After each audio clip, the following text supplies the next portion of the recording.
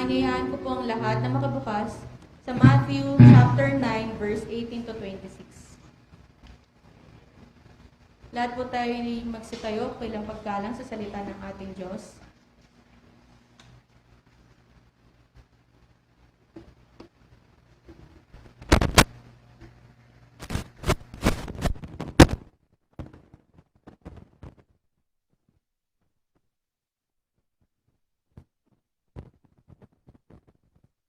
Samantalang sinasabi niya ang mga bagay na iyon sa kanila, narito, dumating ang isang pinuno.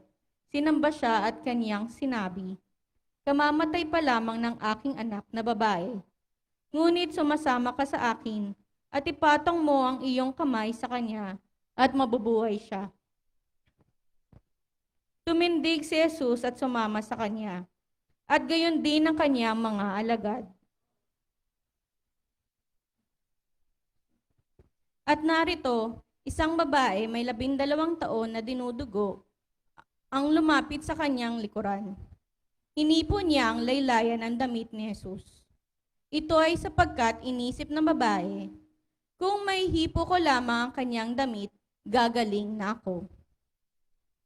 Ngunit lumingon si Jesus at pagkakita niya sa kanya, sinabi niya, "Anak, lakasan mo ang iyong loob.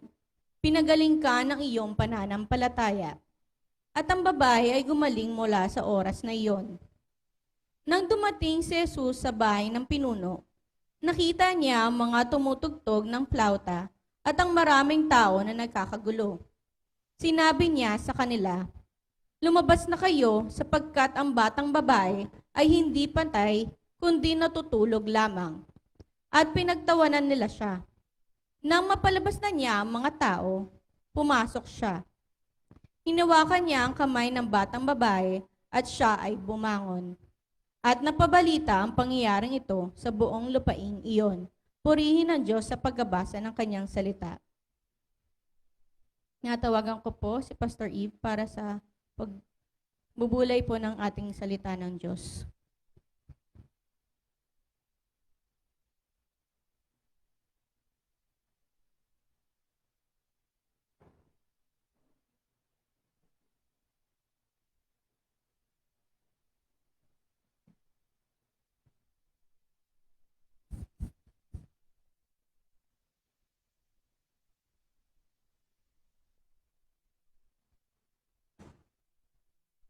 Praise God. Salamat, Sister Arian. At tayo po'y manalangin. Aming Amang Diyos sa langit, sa pangalan po ng iyong bugtong na anak na aming Panginoong Jesucristo, humingi po kami ng gabay ng iyong Holy Spirit. Iturong po sa amin mga katotohanan sa iyong mga salita, maipamuhay po namin upang ikaw ang maluwalhati sa aming buhay. Sa pangalan muli ng iyong bugtong na anak na aming Panginoong Yeshua, ito po ang aming dalangin. Amen. Praise God. Makakaupo na po tayo at pagpalain po tayo ng ating Panginoon.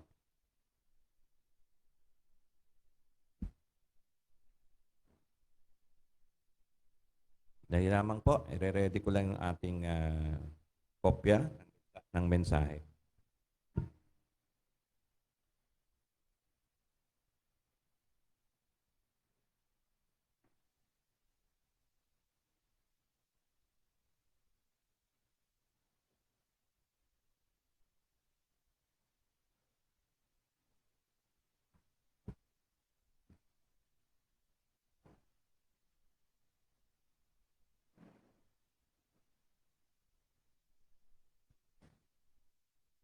Praise God. Purihin po ang ating Panginoon. Okay? So, pwede nyo pong i-check yung ating signal kung okay po. Kung kita tayo, no? Kung ayos po. No? Okay. Saka yung sound po natin, kung maayos naman po. Ang mensahe po na binigay ng ating Panginoon sa araw na ito, ng linggo, na pagkain ng ating espiritu, kaluluwa at katawan, ay nabasa po ng ating kapatid sa Matthew chapter 9, verse 18 to 26. Ngunit ang particular na verse na gusto po nating idiin, mga kapatid, ay yung verse 22. So ang pamagat po ng mensahe ng ating Panginoon ay ang pananampalatayang nagpapagaling. Purihin ang ating Panginoon. Papaano ang pananampalatayang nagpapagaling? How does faith works? Yan. So, paano po ba gumagana ang pananampalataya na nagre-resulta po sa pagpapagaling ng ating Panginoon? Okay, pag sinabi po nating pagpapagaling, ito po yung divine healing. Ibig sabihin, ang Diyos po ang nagpagaling at hindi po ang doktor, hindi po ang medisina. At wala pong wala pong katulong ang Panginoon sa pagpapagaling. Ibig sabihin, ito po ay mahimalang pagpapagaling ng Panginoon. Yun po yung sinasabi natin dito. Kaya nga po, ay papaano ang pananampalatayang nagpapagaling? How does faith works in healing? Purihin ang ating Panginoon. Ang ating pong reference ay wala po tayong magagawa mga kapatid, kundi ang salita lamang po ng Diyos. At hindi po natin inabutan yung mga apostol kung paano nila ginagawa ito sa aktwal. Ang ating pong kopya ng Biblia na salita ng Diyos ay ito lamang po yung ating pinanghahawakan. Kaya po suriin po natin ang salita po ng ating buhay na Diyos. Okay, basahin ko lang po yung pinaka-main verse natin. Bagamat ang kabuuan ng binasa ng ating kapatid ay mula po sa Matthew 9:18 to 26, ay pagdidiinan po natin yung verse 22. Okay, basahin ko po yung Matthew 9:22. Nang lumingon si Jesus at nakita siya, ay sinabi niya, "Anak, lakasan mo ang iyong loob." Kasunod, pinagaling ka ng iyong pananampalataya. Gumaling nga ang babae sa oras ding iyon. Malimit mga kapatid, ay sabihin ng ating Panginoon, pinagaling ka ng iyong pananampalataya. Ano po ba ang ibig sabihin nung sinabi ng ating Panginoon, pinagaling ka ng iyong pananampalataya? May tatlo pong sitwasyon, mga kapatid, nang sinabi ito ng ating Panginoong Hesukristo. Ang una nga po ay yung pong babaeng, kung tawagin ko po ito ay babaeng dinudugo. Okay? Sa loob po ng 12 taon, ito po yung kanyang kalagayan. Nagpakonsulta na po siya siguro sa mga doktor, sa albularyo, kung mayroon man panahon na yon, lahat herbal, wala pong nagawa.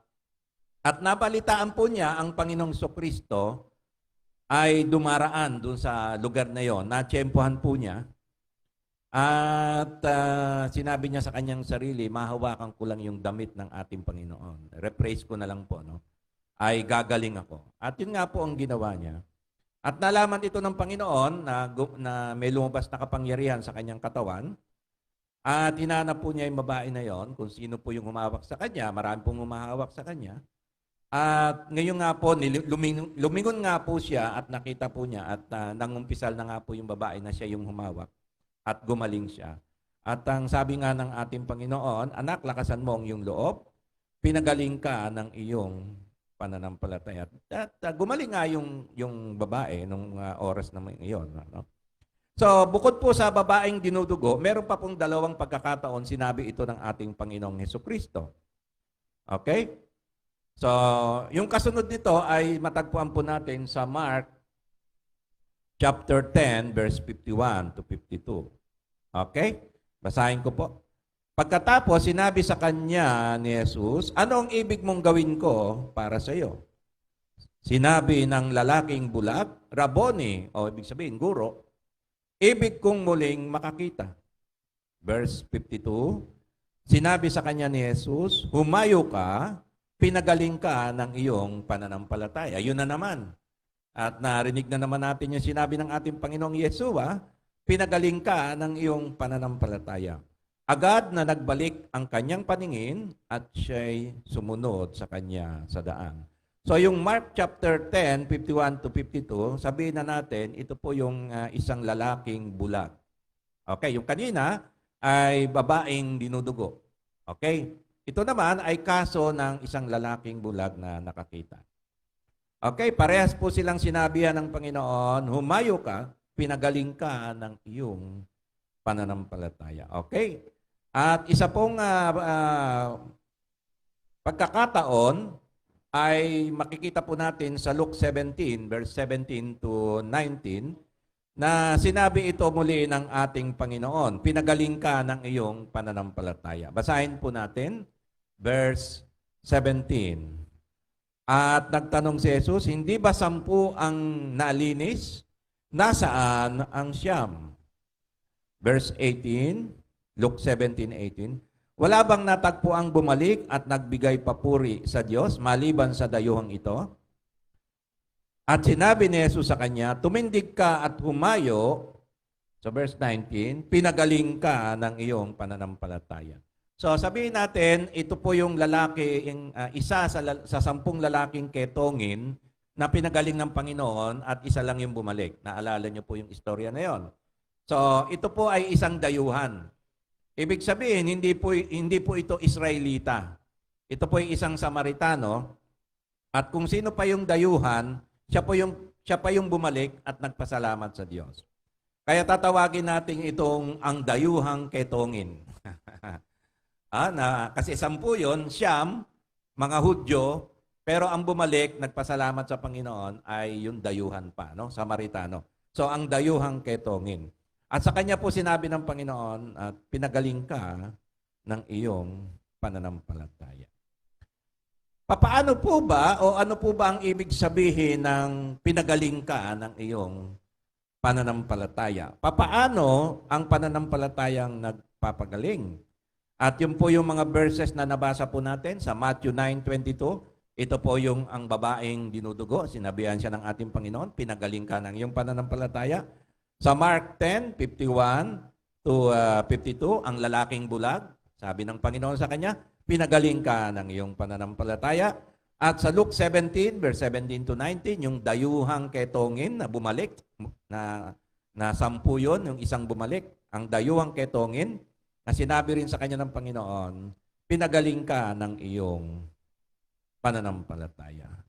Mga kapatid, paano po ang pananampalatayang nagpapagaling? Ang pananampalataya mismo, mga kapatid, ay hindi po ang nagpapagaling sa atin. Yung ating pananampalataya. Pero sinabi ng ating Panginoon, ay pinagaling ka ng iyong pananampalataya. Kaya lalawakan po natin ito, mga kapatid. Ano po ba ang ibig sabihin? Ang nagpapagaling po ay malinaw na hindi po yung ating sariling pananampalataya, kundi ang ating Panginoong Jesucristo. Maliwanag po yan. Pero bakit sinabi ng ating Panginoon ay pinagaling ka ng iyong pananampalataya? Okay, may karugtong po yan. Okay, una, anong ibig sabihin ng pananampalatayang nagpapagaling at paano ito nagwo-work yung pananampalatayang nagpapagaling? So, paano sasabihin sa atin ni Kristo, pinagaling ka ng iyong pananampalataya? Ibig sabihin, sinasabi lang po ng ating Panginoon, yung pananampalataya mo tama. Kaya ka gumaling dahil ang pananampalataya mo ay tama. So marami pong maling pananampalataya, hindi po yan nagwo-work. So ano po yung pananampalatayang nagpapagaling?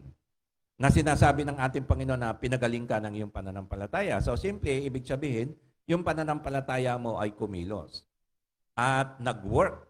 Okay? Ito po yung pananampalatayang nagpapagaling. Again, papaano po ito? Okay, number 1, okay, pinagaling ka ng iyong pananampalataya. Okay, meron tayong outline. Pinagaling ka ng iyong pananampalataya, kanino? Okay, napakahalaga po na ang pananampalataya nagpapagaling ay merong object of faith. Ibig sabihin, meron siyang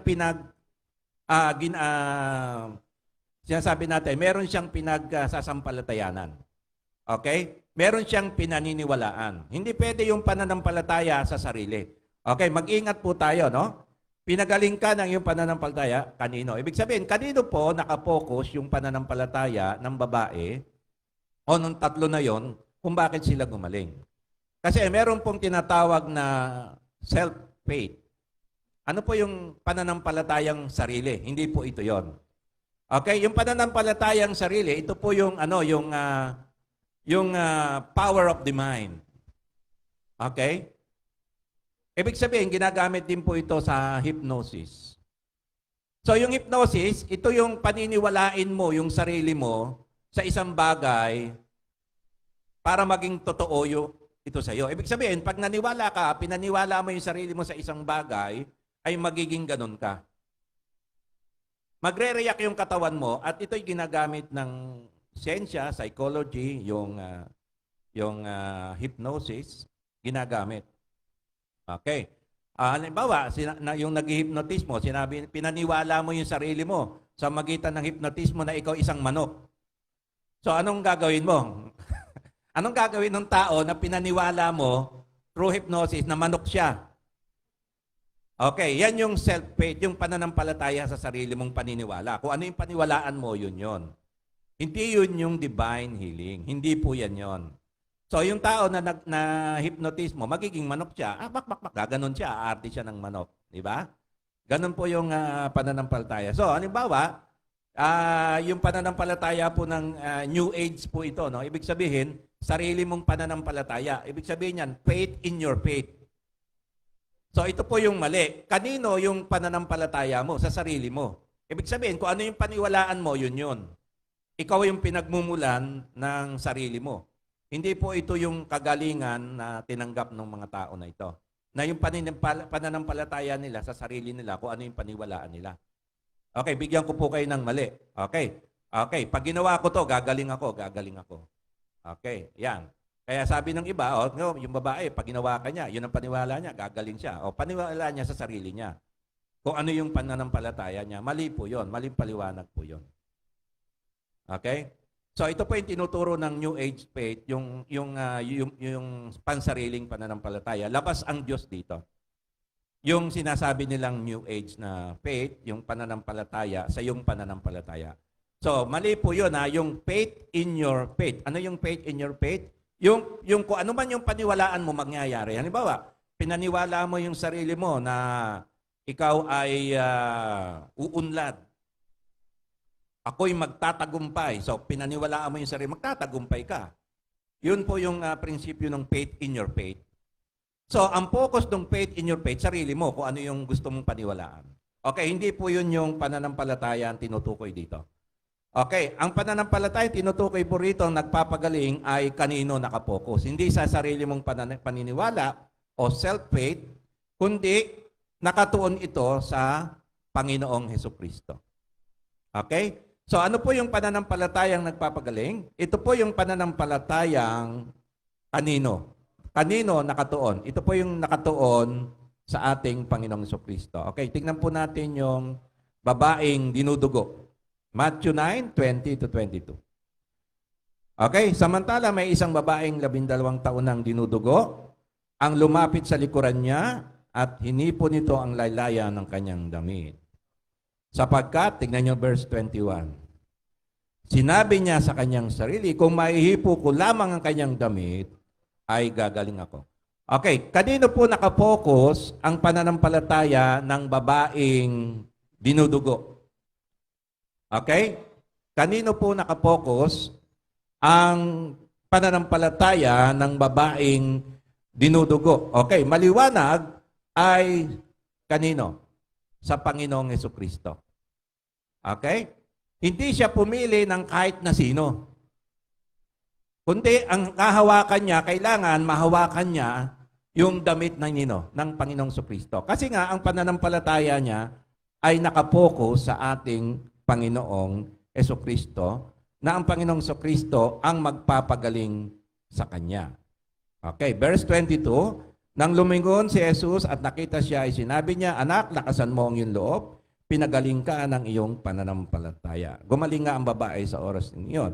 Okay, kanino nakapokus ang pananampalataya ng babae? Sa Panginoong Hesukristo. So, ang Panginoong Hesukristo ang siyang nagpapagaling. Okay? So, yun po yung pananampalataya kanino? Sa Panginoong Hesukristo. Okay? So, wag nyo pong ibigay ang pananampalataya nyo sa anumang bagay. Wag nyo pong ibigay ang pananampalataya nyo sa tao. Okay, ito po nakakatakot. Halimbawa, natagpuan yung sinuot ni Kristo na damit. Anong magagawin ng mga tao? Hahanapin yun. Yun na nga, di ba? Yan ang tao eh. So, hindi nila alam na ang focus ng babae ay hindi talaga dun sa damit, kundi yung may-ari ng damit. Sino ba may-ari? Si Kristo. Eh mga tao, ang gagawin, pag natagpuan po yun, po-focus sa damit. Wala nang pakialam kung sino may-ari. Ay, ito yung damit ni Kristo. Ito, dito tayo sa damit, manampalataya. So, ang pananampalataya mo, sa sarili mo ng paniniwala yon. Doon sa damit na. Hindi na doon sa may-ari ng damit. So, ganyan po yung nakakatakot na pananampalataya ng mga tao. No? Ay ipopokus po nila sa gamit, sa tao. Minsan yung sa tao na ginagamit na nagpapagaling, hindi po nila nakikita na ang Ginoong Jesucristo ang siyang nagpapagaling. Okay, tingnan natin yung lalaking bulag. Kanino po nanampalataya yung lalaking bulag? Okay, verse Mark 10, 51, 52. Pagkatapos, sinabi sa kanya ni Jesus, anong ibig mong gawin ko para sa iyo?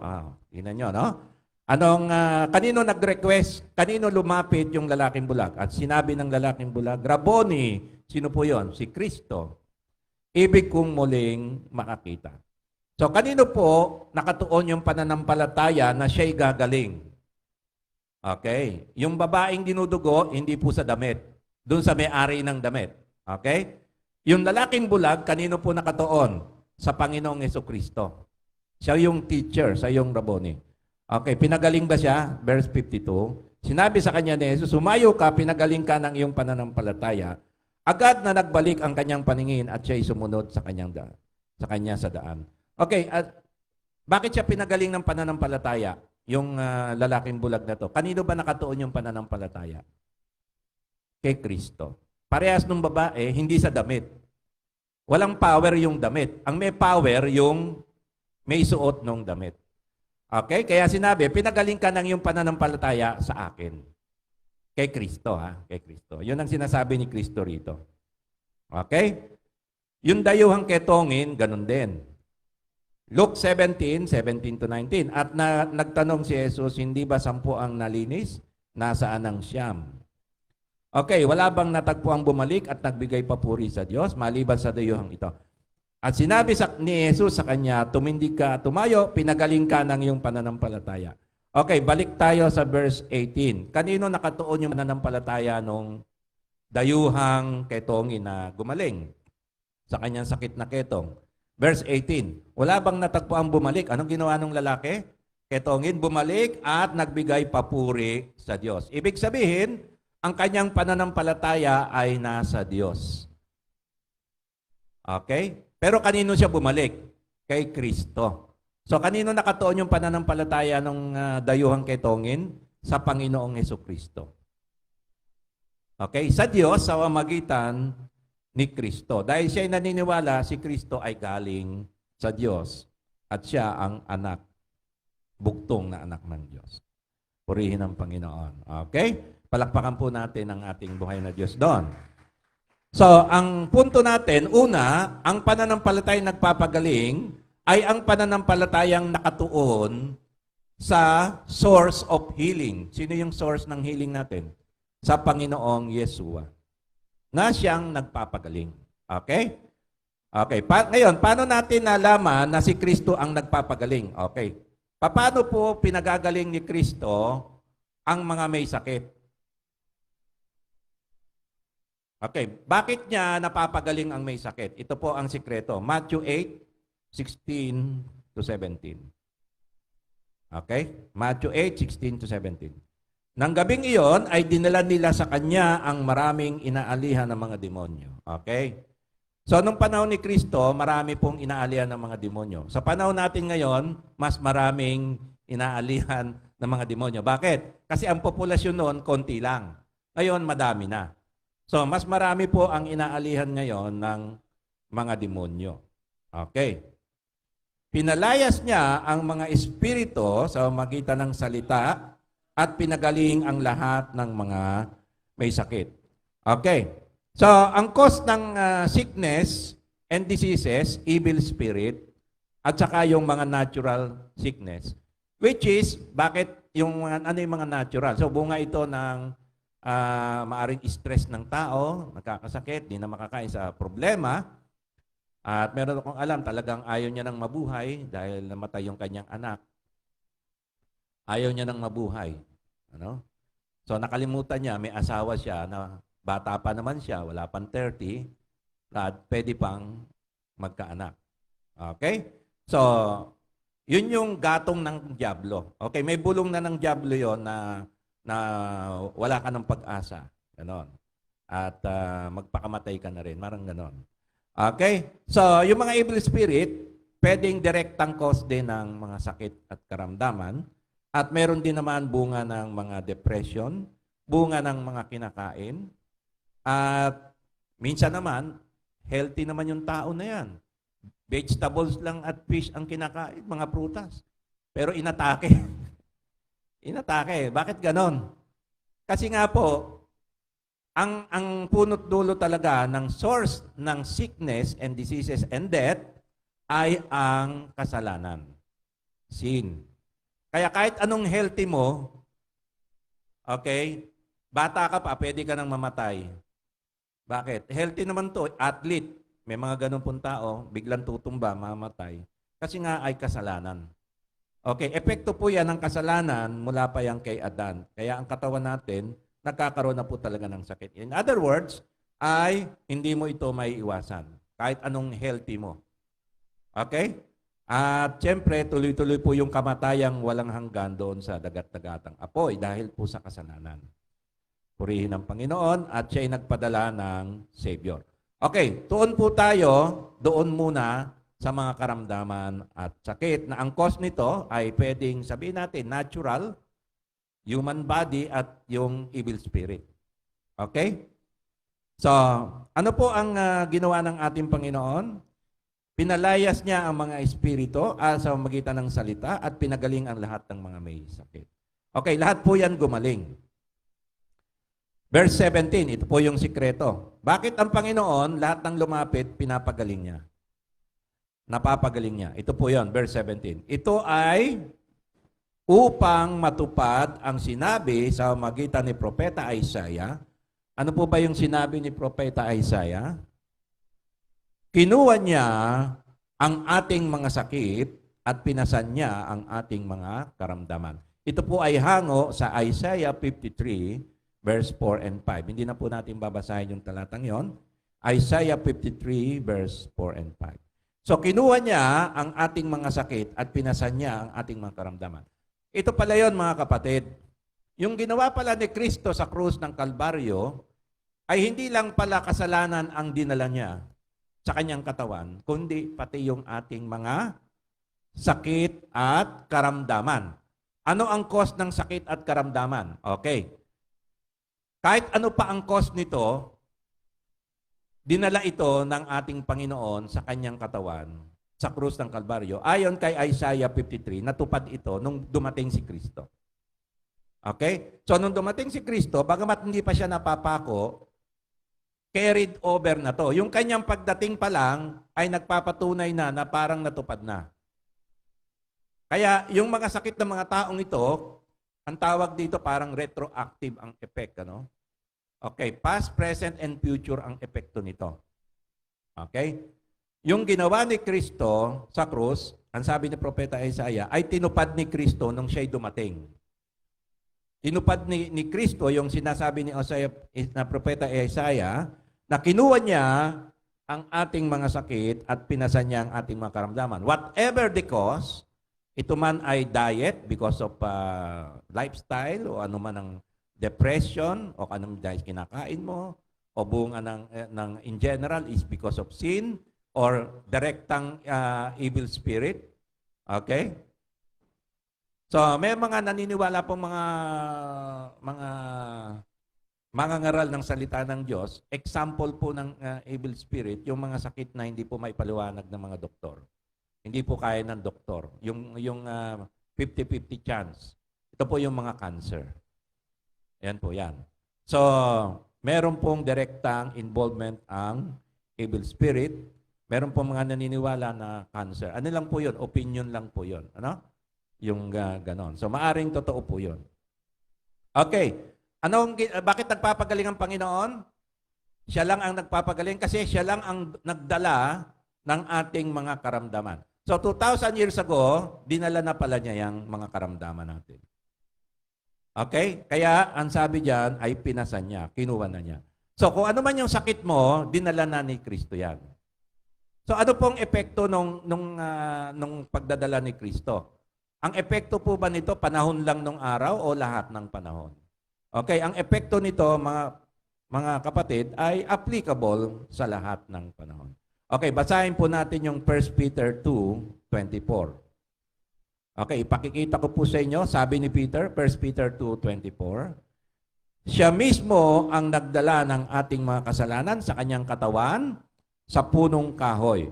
Okay, ano po ang dinala ni Kristo sa kanyang katawan? Doon napako siya sa krus. Okay, dinala niya ang ating mga kasalanan sa kanyang katawan sa punong kahoy. Yan po yung doon sa krus na napako siya. Okay, upang, kasunod dyan, 1 Peter 2:24 pa rin, upang tayo mamatay sa kasalanan at mabuhay sa katwiran. So maliwanag mga kapatid, tinubos na ni Kristo yung ating mga kasalanan.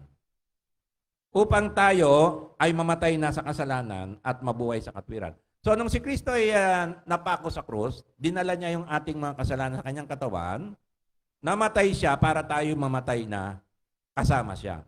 At nung si Kristo ay nabuhay muli, nabuhay na tayong kasama niya. So ibig sabihin, yung buhay ni Kristo, yun ang buhay natin. Bagong buhay na wala ng kasalanan, patay na sa kasalanan, malinis na at pinatawad ka na. So maliwanag po yun sa kasalanan. Okay, ano po epekto doon sa iyo pag nanampalataya ka kay Kristo? So pag nanampalataya ka kay Kristo, yung kasalanan mo, pagiging makasalanan mo ay namatay na 2,000 years ago. Namatay na kay Kristo. Okay? At nung nabuhay muli si Kristo, yun ang yung pagkabuhay muli. Ibig sabihin, binigyan ka ng Diyos ng bagong buhay sa iyong espiritu. So ikaw ay sinasabi na bago na. Ikaw ay, ang sabi po rito, ay nabubuhay na sa katwiran. Ibig sabihin, yung righteousness, yung kabanalan ng Diyos ni Kristo ay ibinigay na sa iyo. Dahil ikaw ay nanampalataya sa Kanya, nagsisi sa iyong mga kasalanan, ikaw ay tinuring na ng Diyos na banal, malinis, walang kasalanan. Bagamat ikaw ay nagkakasala pa. 'Di ba? Kaya nga ang biyaya, ang kaligtasan, ang kapatawaran ng Diyos biyaya yan. So, package deal yan mga kapatid. Yung kasalanan mo, pagiging makasalanan mo, ang tinubos ni Kristo. Yung nature mo mismo. Kaya ikaw ay namatay na. As far as God is concerned, namatay ka na sa kasalanan mong kasama ni Kristo at nung nabuhay muli si Kristo, ay ikaw ay inari ng ganap ng Diyos. Ikaw ay may bago ng buhay. Amen ba? Naintindihan ba ito mga kapatid? Okay. So, ibig sabihin, hindi ito nakasalalay sa iyong mga gawa. Okay? So, pag nakagawa ka ng kasalanan, ano bang ibig sabihin nun? Nawawala ba yung ibinigay sa iyo ng Diyos na katwiran? Yung kabanalan na binigay sa iyo ng Diyos, yung kapatawaran, ikaw ay tinuring na ng Diyos na malinis at wala ng kasalanan, nawawala ba yon pag ikaw ay nagkakasala? Ngayon, kung nawawala yon, pag ikaw ay nagkakasala, mga kapatid, isa lang ang ibig sabihin nun. Ang kaligtasan mo nakasalalay sa pagsunod mo. Which is, hindi po maaari. Sapagkat ang kaligtasan natin ay hindi po nakasalalay sa pagsunod natin. Dahil kung nakasalalay sa pagsunod mo, wala pong maliligtas. Dahil ang lahat ng tao hindi po nakaabot sa kaluwalhatian ng Diyos dahil lahat po ng tayo makasalanan. So, paraan lang para tayo maligtas, mga kapatid, ay si Kristo bayaran yung kasalanan mo. So, nung namatay nga si Kristo, namatay ka na. Kaya, patay ka na sa kasalanan. As far as God is concerned, you are now a new creation. You are born again in the Spirit. Bago ka nang nilalang sa harap ng Diyos, ikaw ay malinis at banal. Okay? Kaya pag ikaw ay nakagawa ng kasalanan, mga kapatid, as far as God is concerned, wala ka ng kasalanan. Okay, sasabihin ng demonyo, nagkasala, yung anak mo, kailangan parusahan mo. Anong sasabihin ni Kristo? Bayad na yan. Tinubos ko na yan. O yan, nagkasala na naman. Inulit. Sabi ng demonyo, bayad na yan. Nakaintindihan niyo po ba? Dahil dyan, namatay ako, si Kristo. Sabi niya. Okay. So, ang problema po kasi sa atin, mga kapatid, kung minsan, ang tingin natin, si Kristo namatay para sa ating mga kasalanang lumipas. Hindi po yon. Si Kristo ay namatay para sa kasalanan ng lahat ng tao sa lahat ng panahon. So, ibig sabihin, covered po yan yung iyong buong buhay. Yung iyong pagiging makasalanan, yun ang tinubos ni Kristo. Okay? So, ibig sabihin yan, pati yung lahat ng future na gagawin mo, lahat po yan tinubos na ni Kristo. Kaya nga, bayad na yan, kumbaga. Naintindihan niyo po? Okay, ito lang ang downside. Okay. Meron naman magsasabi, kung ganun pala, pwede na tayong magkasala. Okay. Pwede na tayong magkasala. Now, technically, pag nagkasala ka, bayad na. Okay, technically. Pero, bilang Kristiyano, bilang anak ng Diyos, meron ka ng bagong espiritu. Di ba? Ngayon, ang bagong nilalang, hindi niya sasadyain magkasala. Bagkos, ang isang tunay na anak ng Diyos, sabi naman ng Bible, ay hindi nagpapatuloy sa kasalanan. Hindi na namumuhay. Nilalabanan niya yung kasalanan, nag-iingat siya. Kaya hindi pwede na ang isang nanampalataya kay Kristo at namatay na sa kasalanan, ay mabubuhay pa siya sa kasalanan. So, hindi na ako pwedeng mabuhay pa sa kasalanan dahil namatay na ako doon.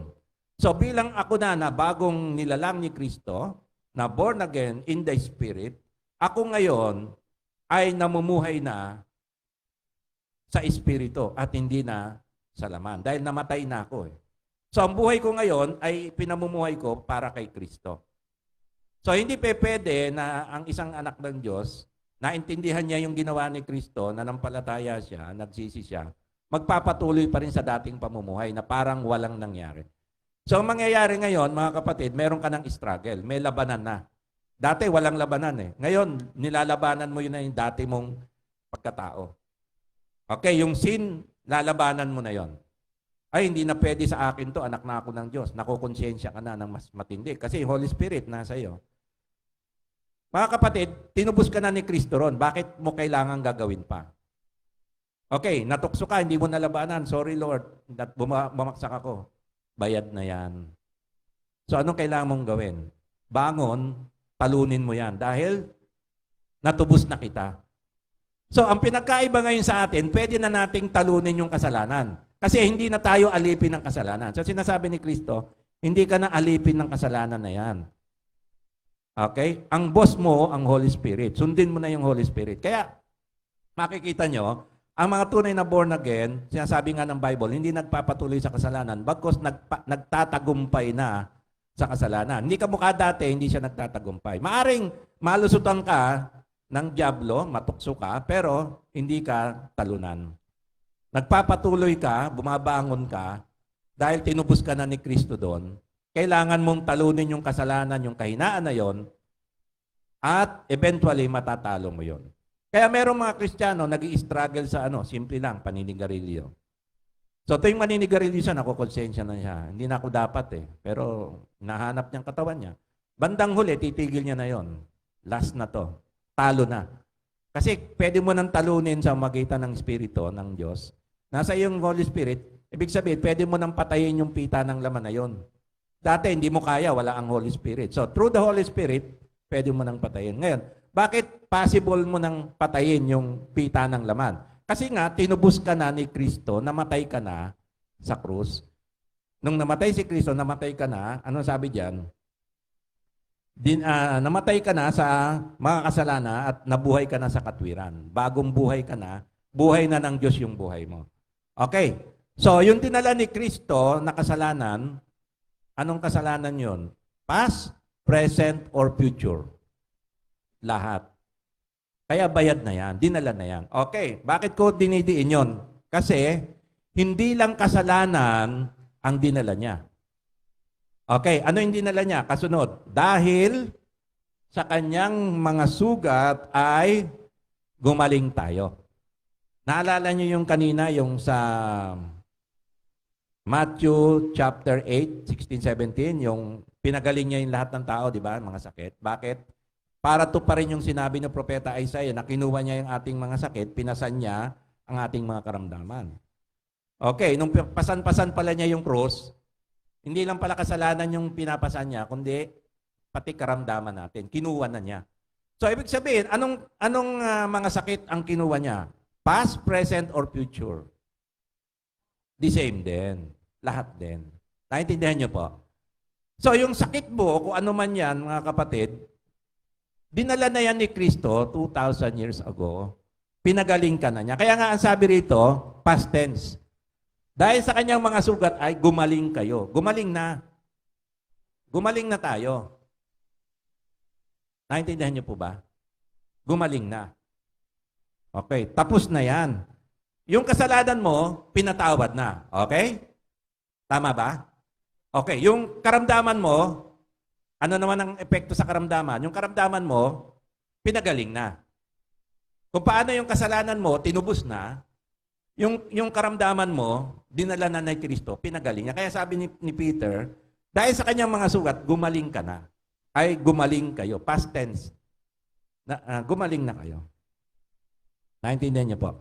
Kaya ang application ng sin and sickness and diseases, dinala ni Kristo sa krus, ang epekto niyan, buong panahon. Retroactive, past, present, and future ang effect. Okay? Naintindihan po ninyo? Naintindihan. Okay. Pangalawa, ano po yung pananampalatayang nagpapagaling? Okay. Sinabi ni Kristo, pinagaling ka ng iyong pananampalataya. Okay. Ang tanong mga kapatid, pag nanampalataya ka kay Kristo, kailan ka pinagaling? Kailan ka naniniwala na ikaw ay pinagaling na? So, kailan ka nanampalataya na gagaling ka? Kailan? Kailan mo pinaniwalaan na ikaw ay gagaling? Kapag gumaling ka na o bago kapag gumaling, ay naniwala ka na gagaling ka? Okay? Bago. Kaya nga tinawag na faith. So, ang pananampalataya mo kay Kristo, tapos na. Pinagaling ka na. Bakit? Pinatawad ka na sa kasalanan mo. Kung paanong pinatawad ka na, past tense na, ganun din yung kagalingan mo, pinagaling ka na. Kasi dinala niya na yan. Hindi niya nauulitin yun. Nadadali niya uli ngayon yung kasalanan mo at yung sakit mo. Hindi. Dinala na niya yan. One-time event lang yan, mga kapatid. Okay, tignan natin yung pananampalataya ng babaeng dinudugo. Kailan siya nanampalataya na gagaling siya? Kailan? Okay. Pag gumaling na siya o bago siya gumaling? Before dapat, di ba? Walang nanampalataya after eh. ang pananampalataya laging nauna yan. Kailan nangyari yung pananampalataya mo? Bago ka gumaling o pagkatapos mong gumaling, tsaka ka lang naniwala? Okay, yung kapitbahay mo, kamag-anak mo, na hindi na nanampalataya sa Diyos, yun, maniniwala sila pag gumaling ka na. Yung doktor mo, maniniwala ako pag gumaling. Pero pag sa isang nananampalataya sa Diyos, bago ka pag gumaling, naniwala ka nang gumaling ka na. Bakit? Sa magitan ng sugat ni Kristo, ako'y gumaling na. Dinala na niya yung aking mga karamdaman at sa kanyang katawan. Dinala na niya yung aking mga karamdaman at sakit. Okay, pinasan na niya yung aking sakit at karamdaman. Kailan niya dinala? Matagal na sa kanyang katawan, 2,000 years ago. Okay, so tapos na yan. So, isang babaeng dinudugo, Matthew 9:20-22. Samantalang may isang babaeng 12 taon ng dinudugo, ang lumapit sa likuran niya at hinipo nito ang laylayan ng kanyang damit. Okay. Kailan siya maniniwalang pinagaling na siya? Okay, verse 21. Sapagkat sinabi niya sa kanyang sarili, verse 21, kung may hipo ko lamang kanyang damit, ay gagaling ako. Okay. So, pag hinipo niya yung damit ng ating Panginoon, nahipo niya, dahil nananampalataya siya kay Kristo, doon sa may-ari ng damit, hindi basta kaninong damit, hinipo niya, gagaling siya. So, yung pananampalataya niya, advance na una na. Kaya nung hinipo nga niya, ano kasunod? Ay, nahipo ko na. Gagaling na ako. Ano sumunod? Nag-react yung katawan, gumaling. Okay? So, kailan siya naniwala, nagagaling siya? Kailan? Bago siya gumaling o pagkatapos niyang gumaling? Bago gumaling.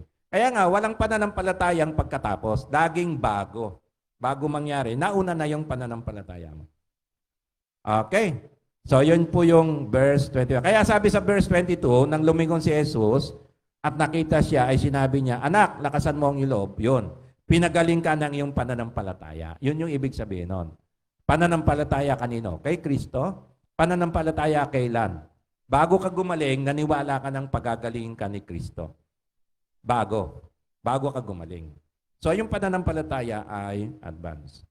Okay, yung lalaking bulag, ganun din. Mark 10, 51, 52. Pagkatapos sinabi sa kanya ni Jesus, ano ang ibig mong gawin ko para sa iyo? Sinabi ng lalaking bulag, Rabboni, ibig kong muling makakita. Okay, kailan naniwala yung lalaki na makakakita siya? Pag nakakita na siya o bago siya makakita? Bago pa lang, alam na niya si Kristo pagagalingin siya. Kailangan lang niyang humiling at makausap si Kristo. Pag hinihiling niya, sigurado gagaling siya. Okay. Kaya sabi ni Kristo sa verse 52, sinabi sa kanya ni Jesus, sumayo ka, pinagaling ka ng iyong pananampalataya. Dahil yung lalaking bulang, nanampalataya na yung bago pa siya gumaling. Alam na niya, pagagaling siya ni Kristo. Okay? Okay. Ngayon, yung dayuhang ketongin, ganun din. At Luke 17 to 19. At nagtanong si Jesus, hindi ba 10 ang nalinis? Nasaan ang 9? Wala ba natagpo ang bumalik at nagbigay papuri sa Diyos maliban sa dayuhang ito? Ayan. So, alam nung lalaki, gagaling siya.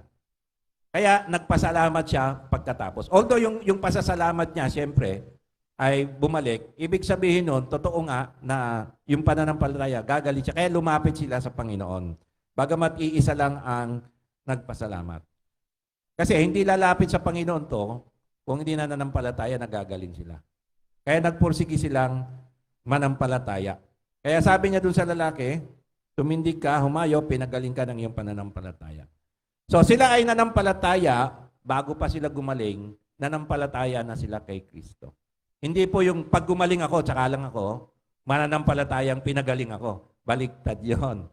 Okay? So, lahat po ng pinagaling ni Kristo dito sa tatlong kaso na to, na sinabihan niyang pinagaling ka ng iyong pananampalataya, ay nanampalataya na silang tatanggapin yung kagalingan na yon bago pa sila gumaling.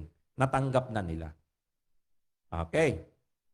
Sure ball, kumbaga. No? So, ang pananampalataya nagpapagaling ay, kasunod, ang pananampalataya nagpapagaling ay pananampalatayang naunang tumanggap bago tumanggap ng kahilingan.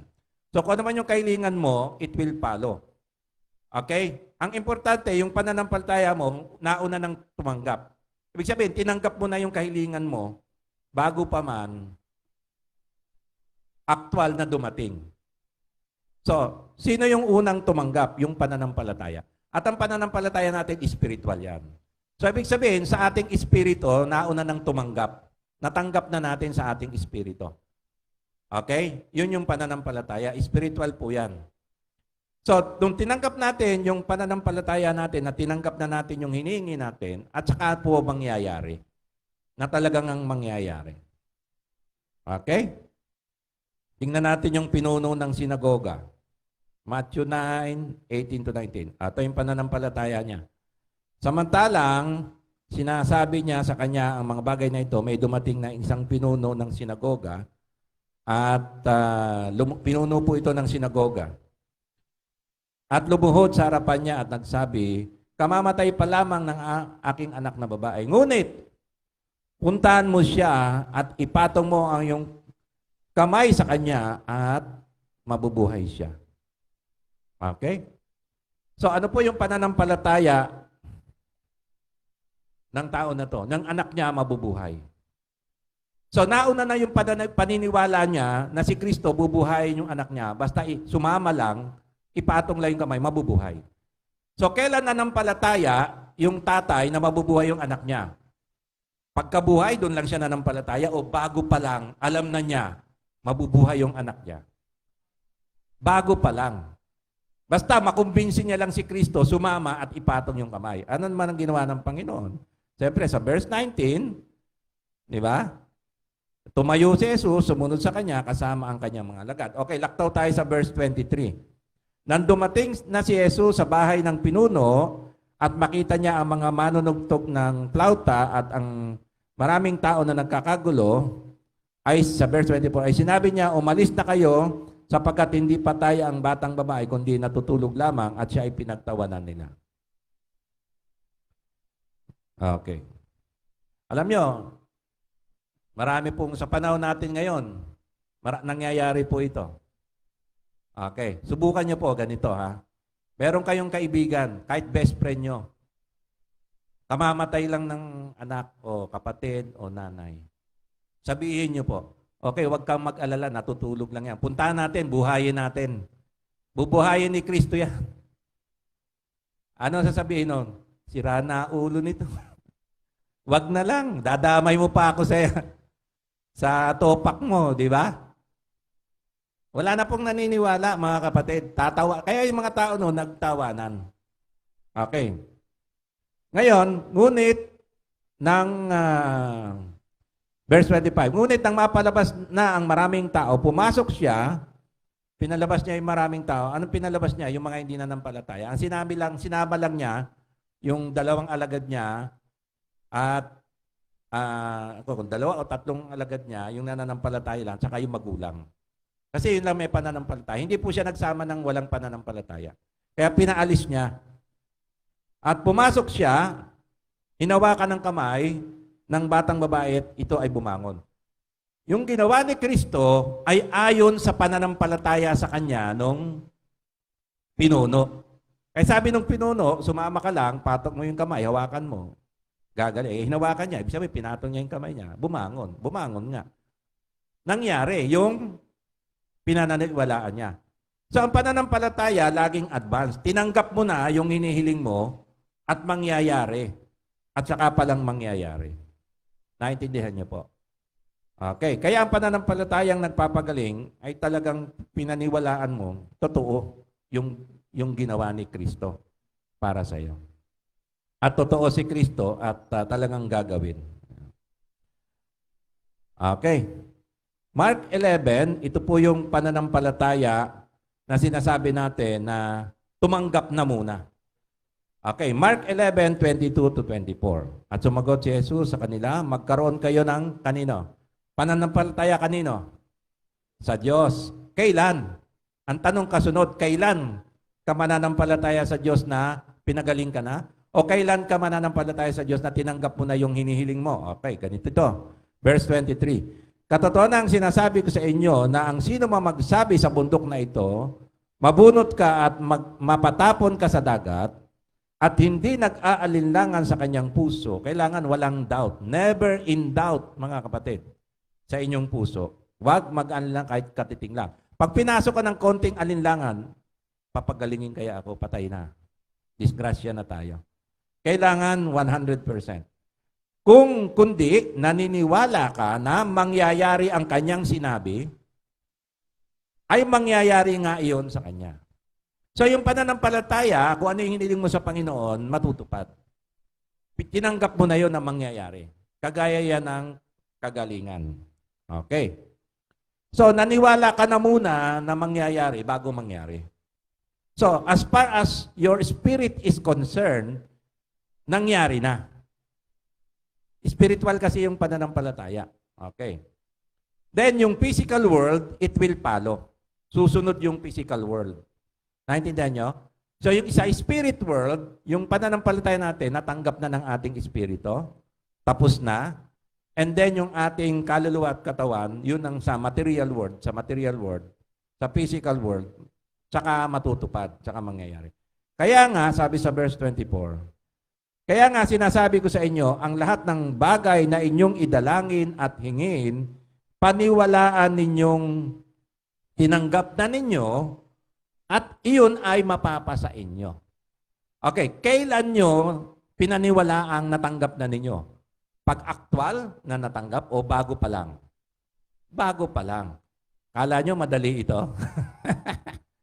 Kala nyo madali? Subukan nyo, magkakaroon kayo ng doubt. Kailangan practicein nyo hanggang masanay po kayo na yung pananampalataya nyo sa Espiritu. Kasi pag ang pananampalataya nyo sa laman, hindi po mangyayari ito. Ang pananampalataya lagi sa spirit world. Pagka sa physical world ang pananampalataya natin, mga kapatid, ang mangyayari sa atin, to see is to believe. Ito po yung maling pananampalataya sa physical na mundo. Kasi kailangan mangyari muna sa spiritual na mundo, natanggap mo na in the spirit world, tsaka susunod yung physical world. Okay, pag ang pananampalataya mo nakabase sa physical na mundo, ano yung physical na mundo? Kailangan makita ka muna. Disgrasya ka na. Ito yung pananampalataya ng nakita nating maling halimbawa ni Tomas. Naalala niyo si Tomas? Okay, hindi si Tomas Aquino. Si Tomas na apostol. Okay. May isa tayong kapatid na Tomas Aquino eh. Pastor 'yon dito sa malapit lang din sa Teresa, no? Okay. Ito yung maling halimbawa ni Tomas na apostol. Sa kanya, hindi siya naniniwala si Kristo ay nabuhay muli hanggat di niya makita.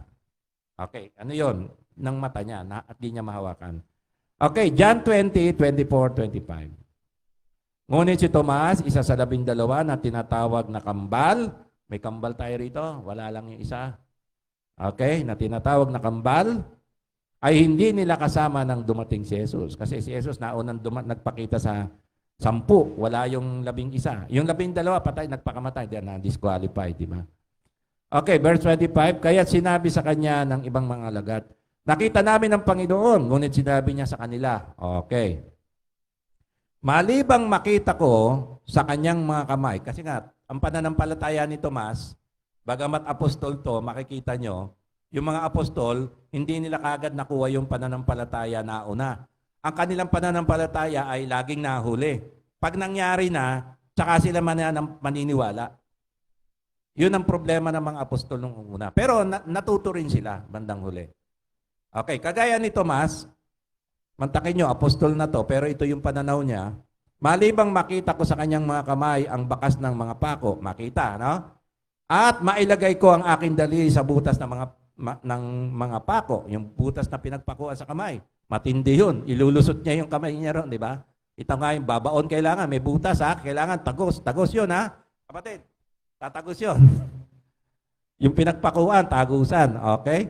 At mailagay ko ang aking kamay sa kanyang tagiliran, yung sinibat siya, di ba? Na may tama ng sibat, hindi ako maniniwala. Alam niyo na istorya nun? Nagpakita ang Panginoon, sabi ng Panginoon, nakita mo ko, kaya ka nananampalataya.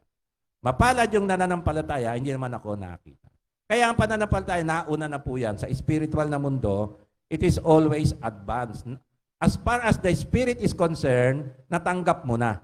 Kagaya ng healing, mga kapatid, as far as the spirit is concerned, tinubos ka na ni Kristo sa kasalanan mo, ang karamdaman mo, dinala na niya. Kaya walang dahilan kung bakit nandyan pa yan. Di ba? Okay, walang dahilan kung bakit yung kasalanan ay nandyan pa yan. Kaya kailangan i-claim mo. Okay. Bakit nagkakasakit pa rin yung mga Kristiyano? Di ba? May tanong ganon. Okay, sasagot ko sa iyo, bakit nagkakasala pa rin yung mga Kristiyano? Di ba? Kagagawa na natin yon, mga kapatid. So, kailangan yung pananampalataya natin, tuloy-tuloy yan. Pag may atake ng karamdaman, aatakihin mo siya ng pananampalataya mo. Tuloy-tuloy yan, mga kapatid. Okay? Panghuli, pinagaling ka ng iyong pananampalataya. May kung. Okay. Ano yung kung?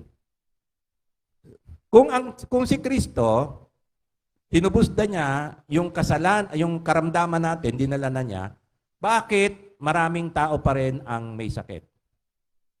Okay? Okay, parang tinanong mo ko ganito. Maging sa mga Kristiyano, no? Bakit marami pa rin mga Kristiyano na may sakit? Meron akong nakausap. Aba, talagang tinuro niya sa akin yung kakilala kong may sakit na Kristiyano. Bakit si brother ganito? May sakit, Kristiyano yan. Bakit may sakit pa rin? Di ba? Yun ang tanong. Okay. Ngayon, ano na sasagot mo diyan? Okay. Parang sinabi mo sa akin, tinubos na ni Kristo ang kasalanan natin, bakit may Kristiyano pa rin nagkakasala? Hindi ibig sabihin hindi tinubos ni Kristo yung kasalanan. Bakit may Kristiyano pa rin nagkakasala? Ganun din yan. Diba? Dinala na ni Kristo yung karamdaman mo at sakit, pero meron pa rin mga Kristiyanong nagkakasakit. The same, diba? Tinubos ka na ni Kristo ang mga kasalanan mo, bakit nagkakasala ka pa rin? Diba?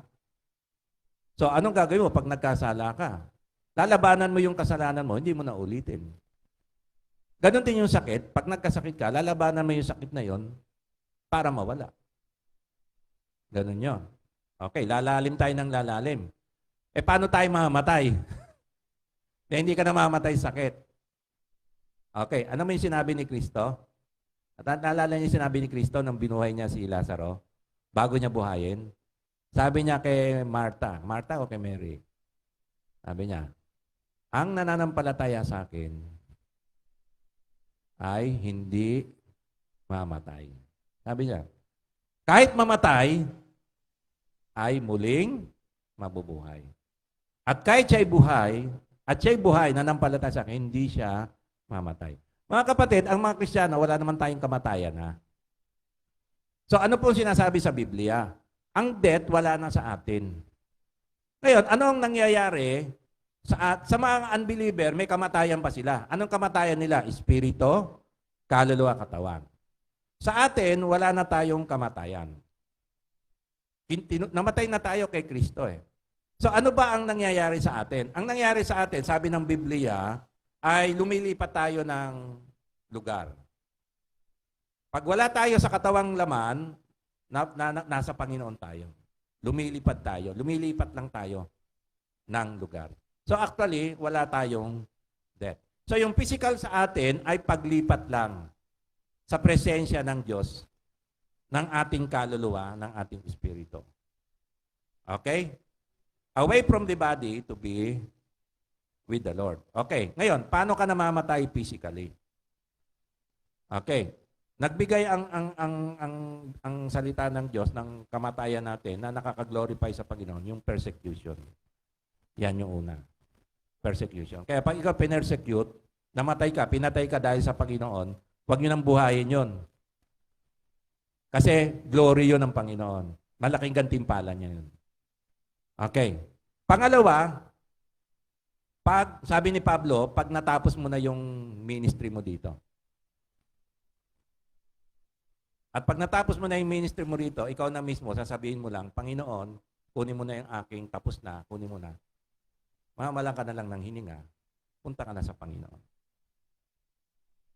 Ganon yon, mga kapatid. Supposed to be, hindi tayo dapat mamatay na biglang inatake. Dapat hindi ganon eh. Diba? Pagka ganon, hindi pa dapat buhayin nyo. Buhayin natin, try natin.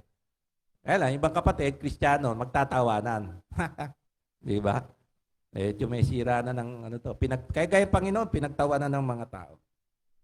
Okay, kaya kala nyo, madali itong manampalataya. No? So, ang pananampalataya, pinagaling ka ng iyong Panginoon kung, ano ba yung kung na ito? Kung lalapit tayo sa Panginoong Yeshua. Ngayon, bakit hindi lahat ng mga tao ay napapatawad sa kasalanan, ay pupunta sa langit? Kasi hindi naman lahat ng tao lumapit kay Kristo. Sa ang kondisyon, whoever believes. Kung sino yung lumapit kay Kristo, manampalataya, pagdating sa kasalanan. Hindi naman lahat ng tao lumalapit kay Kristo, humingi ng tawad at nananampalataya. Ganon din. Matthew 9:18-25. Samantalang sinabi niya sa kanila, ang mga bagay na ito ay dumating ang isang pinuno at lumuhod sa harapan niya. Okay, ano ang focus natin dito? Okay. Kung pinagaling ka ng iyong pananampalataya, kung lalapit ka kay Kristo. Yung pinuno ng sinagoga, mga kapatid, hinanap niya ang Panginoon, lumuhod sa harapan niya. Okay? Bakit maraming tao hindi naman gumagaling? Hindi naman lumalapit kay Kristo. Hindi naman nananampalataya, hindi naman lapit. So tandaan nyo, pag sinuri nyo po yung pinagaling ni Kristo, lahat ng lumapit, pinagaling. Yung hindi lumapit, syempre, hindi gumaling. Bakit? Hindi lumapit hindi naman dinala sa kanya yung mga may sakit. Hahanapin mo ang Panginoon, pupuntahan mo siya. O kaya natsyempuhan mo, dumadaan sa harap mo, bulag ka. O, gawin mo na lahat ng paraan para lumapit ka. Yun. So yung lumapit na bulag, Panginoon, makakapasya, Panginoon, Isus, Panginoon, hanggang narinig ng Panginoon, sige, dalhin nyo rito. Anong gusto mo? Gusto ko po makakita. Ayun. Lumapit eh. So pag hindi po tayo lumapit sa ating Panginoon, paano natin matatanggap yung ating pinananampalatayanan? Di ba? So, kailangan po, mga kapatid, ay kung tayo po ay lalapit sa ating Panginoon. Matthew 9:20, samantalang may sandali na lang po mga kapatid, samantalang may isang babaeng 12 taon ng dugo ang lumapit sa likod. Yun naman, lumapit. Diba? Tama ba? So, lahat ng pinagaling ng Panginoong Yeshua ay lumapit sa Kanya. Matthew 11:28, lumapit kayo sa akin, dito po tayo magtatapos, kayong lahat na nanlulupaypay at lubang nabibigatan at kayo'y bibigyan ko ng kapahingahan. Okay, baka mamay interpret nyo. Nako, delikado yan. Pag lumapit na, gusto mo na magpahinga, lumapit ka sa Panginoon. Lalagutan ka ng hininga. Halika, uwi ka na. Hindi po ganun yan, mga kapatid. Hindi po ganun. Ibig sabihin ng kapahingahan sa ating espiritu, hindi po yung kukunin na tayo. Kaya wag po kayong matakot. Lumapit po tayo sa Panginoon, tutugunin po niya yung ating mga pangangailangan. Alam niyo po, nung umakyat ang ating Panginoong Jesucristo sa langit, binigyan niya po yung kanyang mga anak ng mga tanda na para magawa po niya, maipagpatuloy ng Panginoon yung ministry ng pangangaral ng salita ng Diyos at ng pagpapagaling. Ibinigay po niya yan sa kanyang mga anak. So ito po yung pangwakas natin. Ang mga nananampalataya ang mga mananampalataya ay iniwan ng Panginoong Yeshua ng mga tanda. Mark 16:17, 18, at ang mga tandang ito ay tataglay ng mga nananampalataya sa paggamit ng aking pangalan ay magpapalaya sila ng mga demonyo, magsasalita sila ng mga bagong wika, sila ay hawak ng mga ahas at kung makainom sila, wag sasadyain kung makainom sila ng bagay na nakamamatay, hindi ito makakasama sa kanila. Ibig sabihin, aksidente po, no? O kahit sinadya, nilason kayo, ay poprotektahan kayo ng Panginoon. Ipapatong nila ang kanilang mga kamay sa mga may sakit at sila ay gagaling. So, ang ministeryo pong ito ay ibinigay sa lahat ng ating mga mananampalataya para ma-avail po natin. So, kaya nga, sinasabi sa atin ng Panginoon, huwag kayong matakot, pinagaling ka na ng iyong pananampalataya. Alam niyo na po ang ibig sabihin nito, mga kapatid. Yung pananampalatayang nagpapagaling. Tayo pong lahat ay yumukot manalangin. Aming Amang Diyos sa langit, salamat po sa iyong mga salita. Nawa maipamuhay po namin ang pananampalatayang ito na nakatuon lamang sa iyo. Pananampalatayang hindi nag-aanilangan na tumanggap na ng aming mga kahilingan sa iyo. Pananampalatayang ikaw lamang ang nilalapitan at ina-avail at tinatanggap sa magitan ng paglapit sa iyo ay natatanggap po namin ang kagalingan ng aming katawan, kapatawaran ng aming mga kasalanan. Salamat, Panginoon, sapagkat tinubos mo na kami. At pinatawad sa aming mga kasalanan at sa magitan ng iyong mga sugat kami nagsigaling na po. Turuan mo po kaming manampalataya na walang pag-aalinlangan at ipamuhay po. At marinig po namin sa iyo ang katagang pinagaling ka ng iyong pananampalataya. Salamat po, aming Amang Diyos sa langit. Makita mo nawa sa bawat isa sa amin ang pananampalatayang nagpapagaling, pananampalatayang nakatuon lamang sa iyo sa pangalan muli ng Panginoong Hesukristo. Amen. Palakpakan po natin ang ating buhay na Diyos.